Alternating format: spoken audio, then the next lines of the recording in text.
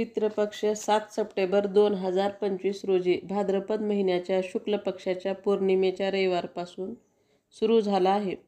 Pitrupaksha 21 September 2025 रोजी समाप्त होईल.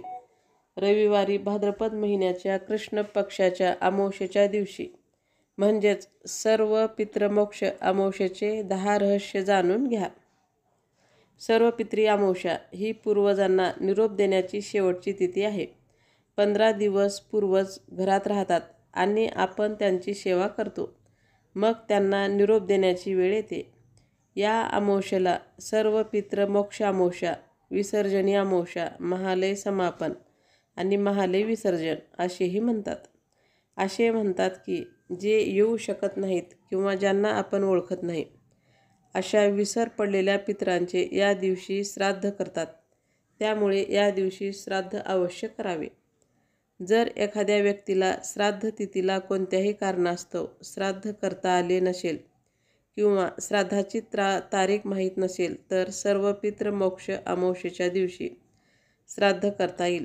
असे मानले जाते की या दिवशी सर्व पितर आपल्या दारी येतात. पितृसूक्तम पठण, रुचिकृत पितृस्तोत्र, पितृगायत्री पाठ, पितृकवच पाठ, पितृदेव चालिसा आणि आरती, गीता पाठ आणि गरुड पुराण हे सर्व पितृ अमावस्येला पठण करण्याचे अत्यंत महत्त्व आहे.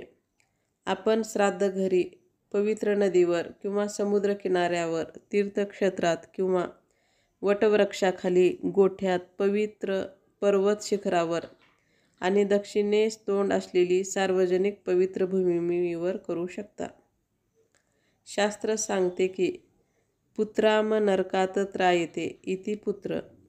जो नरकापासून वाचवतो तो पुत्र आहे. या दिवशी केलेले श्राद्ध पुत्राला पूर्वजांच्या पापापासून मुक्त करते. शास्त्रानुसार कुतुब, रोहिणी आणि अभिजित काळात श्राद्ध करावे. सकाळी देवतांची आणि दुपारी पूर्वजांची पूजा, ज्याला कुतुब काळ म्हणतात, त्यात करावे.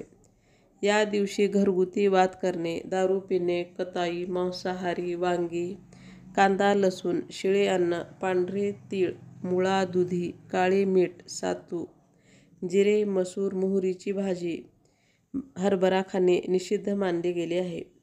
सर्व पितृ अमावस्येला तर्पण, पिंडदान आणि पंचबली विधी केल्यानंतर, ऋषी, देवता आणि पूर्वजांची पूजा केल्यानंतर 16 ब्राह्मणांना अन्नदान केले जाते.